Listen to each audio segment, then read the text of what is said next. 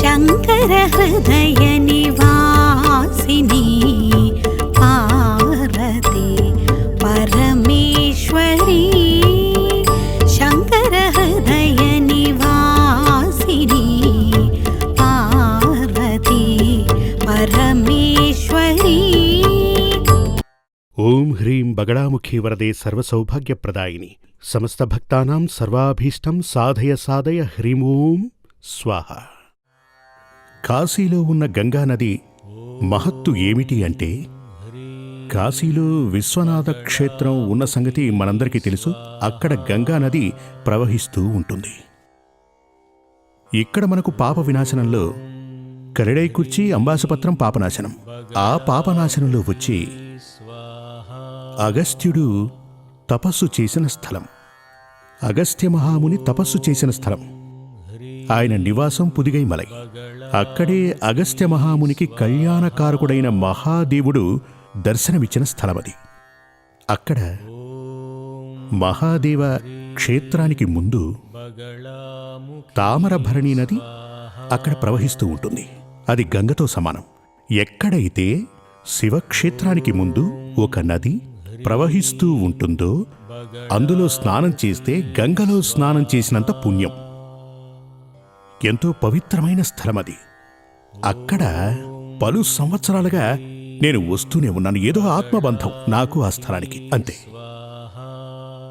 ఆ తరువాత బగళాముఖీదేవి ఉపాసన చేసిన నాతో గురువు ఏమన్నాడంటే, ఏదో ఒకరోజు నీవు బగళాముఖీదేవి ప్రతిష్ఠ చేయవలసి వస్తుంది, గుడి కట్టి అలా అని మా గురువు నాకు చెప్పటం జరిగింది. అది నా మనసులో అలాగే ఉండిపోయింది. ఆ తరువాత నేను నా అభ్యాసం అది ముగించుకుని, నేనేం చదువులేనివాణ్ణి కాదండి, డిగ్రీ కంప్లీట్ చేసిన వాణ్ణి. నా చదువు అయ్యాక వాటితో పాటు తాంత్రికం, వేదశాస్త్రం, జ్యోతిష్యం ఇవన్నీ కూడా గురుకులంలో ఉండే నేర్చుకోవడం జరిగింది. అభ్యాసం అయిపోయాక కాంచీకి వచ్చి అడగటం జరిగింది. సాధారణంగా ఒక గుడి కట్టాలి అంటే మీరు కూడా అదే చేయాల్సి ఉంటుంది. దేవ ప్రశ్నానుసారమే చూడవలసి ఉంటుంది. కానీ దేవ ప్రశ్న చూడాలి అంటే, అమ్మ ఇప్పుడు సూర్యమంగళ తాంత్రిక విద్యాపీఠం ఉంది, కరడైకుర్చి తెక్కు పాపాంకుళంలో ఉన్న ఈ స్థలం ప్రశ్న చూడవలసి వచ్చింది. అందులో కొన్ని సిమ్టమ్స్ని అమ్మవారు చూపారు. కొన్ని అంటే జాతకరీత్యా కొన్ని జరగబోయే విషయాలు చూపారు. అందుచేతనే ఇక్కడ సూర్యమంగళం తాంత్రిక విద్యాపీఠాన్ని ఆరంభించడం జరిగింది. చాలా కాలంగా అమ్మవారు ఇక్కడ, అమ్మ శాస్త్ర విధానుసారం అమ్మవారి ధ్యాన శాస్త్ర విధి ప్రకారం విగ్రహాన్ని ప్రతిష్ఠించాం. ఇండియాలో బగళాముఖీదేవికి క్షేత్రం కట్టి యథావిధి ప్రతిష్ఠించి ఆరాధించే దేవాలయాలు రెండున్నాయి. అందులో ఒకటి హిమాచల్ ప్రదేశ్లో ఉంది, ఉత్తర భారతంలో, నార్త్ ఇండియాలో. ఇంకొకటి దక్షిణ భారతదేశంలో ఒకే ఒకటి ఉంది, సూర్యమంగళ తాంత్రిక విద్యాపీఠంలో ఉన్న బగళాముఖీదేవి క్షేత్రం. అయినా ఇక్కడ మాత్రమే భూమిలో వచ్చి బగళాముఖీదేవి ధ్యాన శాస్త్రానుసారం ప్రతిష్ఠించబడిన విగ్రహం ఒకే ఒక దేవాలయంలో ఉంది. అదే సూర్యమంగళంలోని దేవి బగళాముఖి ఆలయం. ఇదివరకే చెప్పాను, అమ్మవారి ధ్యానం సవర్ణాసన సంస్థితాం త్రినయనాం పీతాంశుకోల్లాసినీం హేమాబాంగ రుచిం శశాంకమకుటాం సత్యంబగస్రగ్యుతాం హస్తైముద్ఘర పాశవజ్రరసనాం సంభిభ్రదీం భూషణైర్ వ్యాప్తాంగీం బగళాముఖీం త్రిజగదాం సంస్థంభినీం చిందయేత్. ఇదే బగళాముఖీదేవి ధ్యాన శాస్త్రానుసార స్వరూపం. ఈ విధంగానే అమ్మవారు ఆకాశంలో ప్రత్యక్షమై దేవతలకు దర్శనాన్నిచ్చారు. అప్పుడు ప్రత్యక్షమైన స్వరూపాన్ని సూర్యమంగళ తాంత్రిక విద్యాపీఠంలో ప్రతిష్ఠించడం జరిగింది.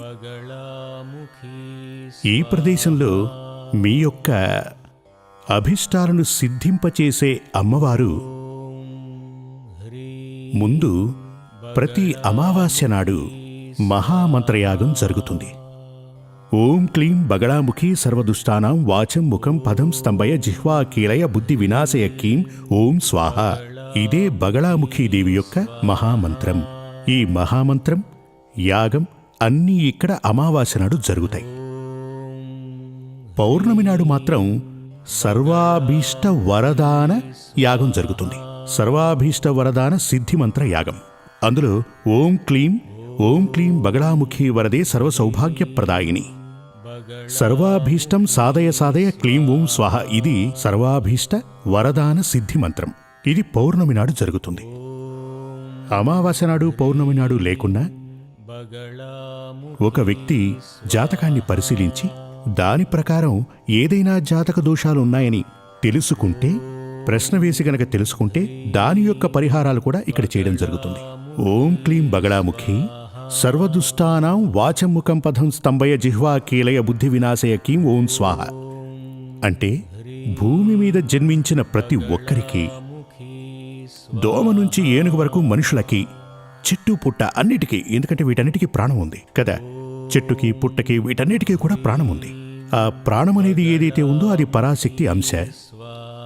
అలా ప్రాణమున్న ప్రతి జీవికి సుఖం, శాంతి, సంతోషం, ఉన్నతి వీటికి అవకాశం ఉంది. భూమి మీద పుట్టిన ప్రతి ఒక్కరికి అవకాశం ఉంది.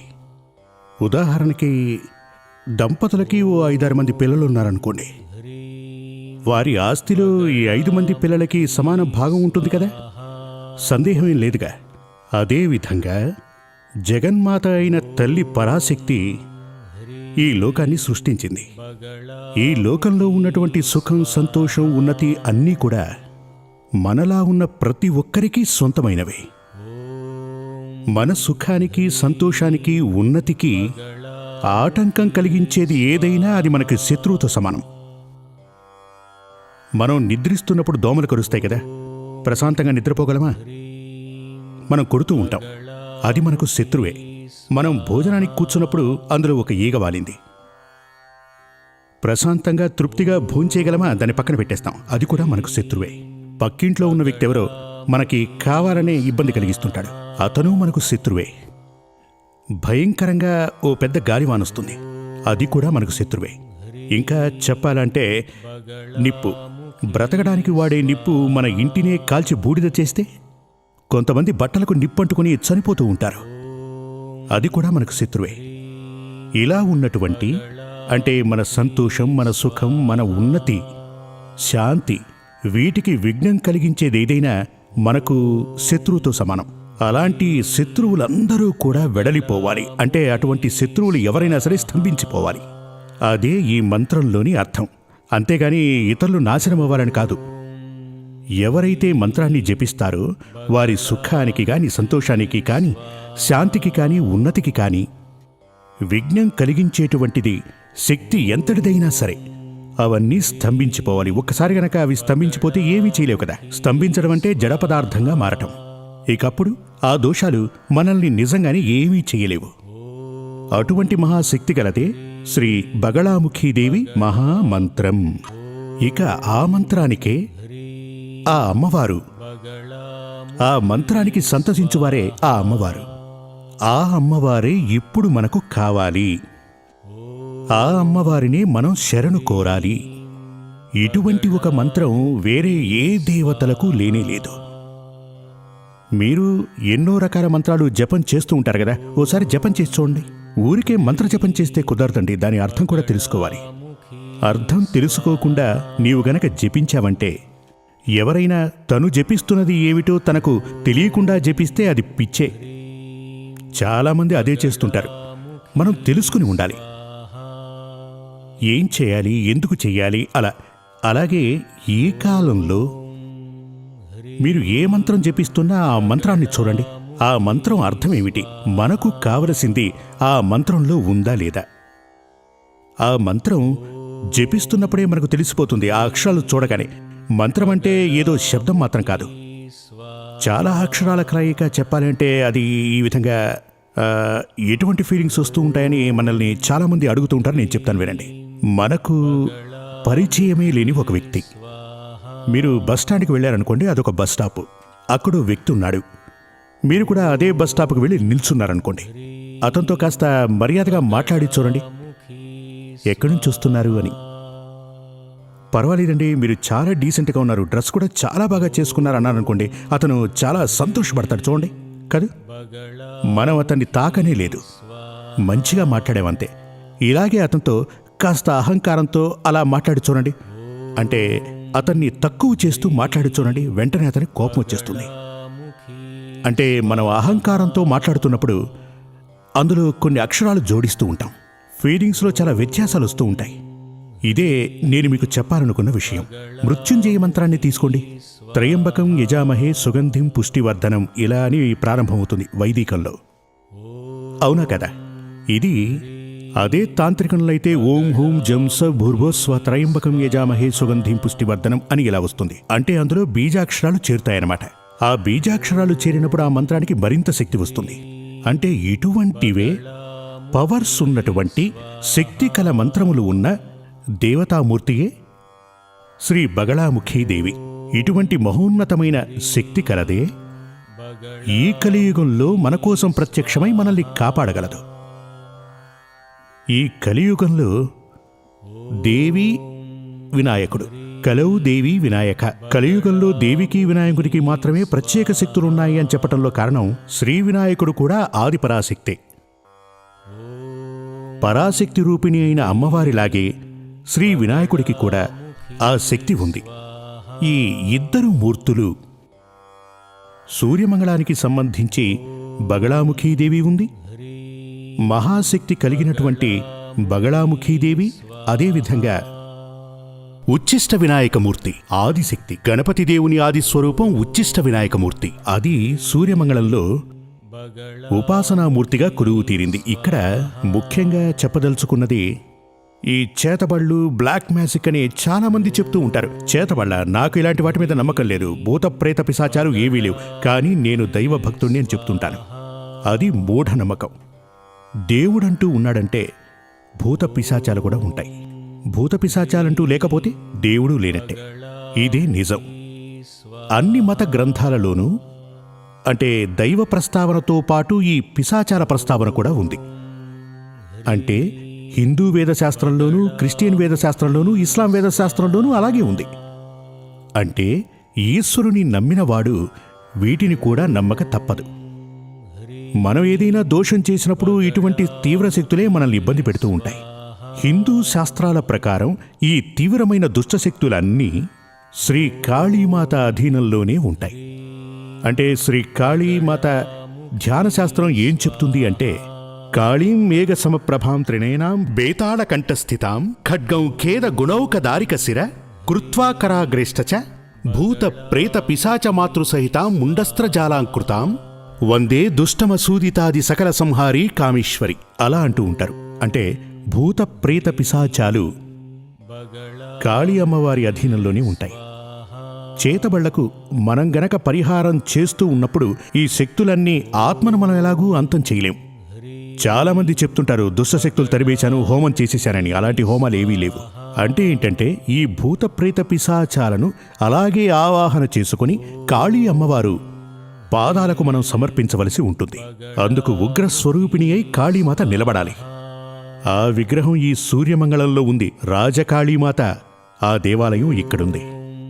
అందుచేత ఈ కలియుగంలో వేదశాస్త్రానుసారం కలౌ దేవి వినాయక అనే తత్వం ప్రకారం మీకొచ్చిన సమస్యలు తీర్చివేయాలి అని గనక మీరు భావించినట్లయితే ఇదే విధంగా ప్రబలమైన శక్తులు అంటే పవర్ఫుల్గా ఉన్న శక్తులు ఎక్కడున్నాయో వెతుక్కుని అక్కడికి వెళ్ళండి. ఇక్కడికి రావచ్చు, అది మీ అభిమతం. అప్పుడే మనకు ఒక సంపూర్ణ విమోచనం కలుగుతుంది. ఇలాంటి చాలా విషయాలు మీ అందరికీ, వీటి మీద ఎటువంటి సందేహం ఉన్నా ఈ సూర్యమంగళానికి ఫోన్ చేసి మీ సందేహాలు మీరు తీర్చుకోవచ్చు. కానీ మా అమ్మాయికి పెళ్ళెప్పుడు జరుగుతుంది అలాంటి విషయాలు అడగండి. మామూలు విషయాలు ఏవైనా అడగచ్చు. స్వామి, దేవుని అనుగ్రహం పొందాలంటే ఏం చేయాలో అడగండి. కాలదోషాలు సమసిపోవాలంటే ఏం చేయాలో అడగండి. శనికి దోష పరిహారం ఏమన్నా చేశారా? ఇలాంటివి చాలా మందికి ఇలాంటి ప్రశ్నలు మనసులో కదలాడుతుంటాయి కదా. ఇప్పుడు మీ ఒక్క ప్రశ్నకు సమాధానం చెప్తే ఆ సమాధానం చాలా మంది ప్రశ్నలకు సమాధానంగా అందించబడుతుంది. అదేవిధంగా పూజా విధానాలు ఇప్పుడు తీసుకుంటే చాలామంది ఇంట్లోనే 90% పూజ చేస్తూ ఉంటారు. కానీ పూజా విధానం అంటూ ఒకటి ఉంది. మీరంటారు, ఇంట్లోనే పూజ చేసామంటే ఈరోజు మాకు చాలా బాగుంది అని. శాస్త్ర విధానుసారమే పూజ చేయకపోయినా బాగున్నప్పుడు శాస్త్ర విధానుసారం పూజ చేస్తే ఎలా ఉంటుందో ఆలోచించి చూడండి. మీరు దాని గురించి తెలుసుకోవాలా? ఇక్కడికి రండి. ఇంట్లో ఉన్న దేవతామూర్తులకి శాస్త్రానుసారం ఎలా పూజలు చెయ్యాలో ఏంటో ఇక్కడికొచ్చి మీరు నేర్చుకోవచ్చు. దేవాలయాలలో ఎలా పూజ చేయాలి శాస్త్ర విధానుసారం, ఒకరికొచ్చే సమస్యల్ని ఎలా తగ్గించాలి, ఇటువంటివన్నీ నేర్పించేదే ఈ సూర్యమంగళ తాంత్రిక విద్యాపీఠం. మీ సమస్యలకి ఇక్కడ పరిష్కారాలు దొరుకుతాయి. కాకపోతే అర్హత ఉన్నవాళ్లకు మాత్రమే. మీ జాతకం చూస్తే అది తెలిసిపోతుంది. మీకు అర్హత ఉందా అంటే మంత్రోపదేశానికి, మంత్రోపదేశం చేసుకునే అర్హత ఉందా లేదా అని తెలుస్తుంది. జగన్మాత బగళాముఖీదేవి అనుగ్రహంతో అందరికీ శాంతి, సమాధానము, ఉన్నతి, ఐశ్వర్యము కలుగుగాక. జై జగత్మాతా దేవి బగళాముఖి.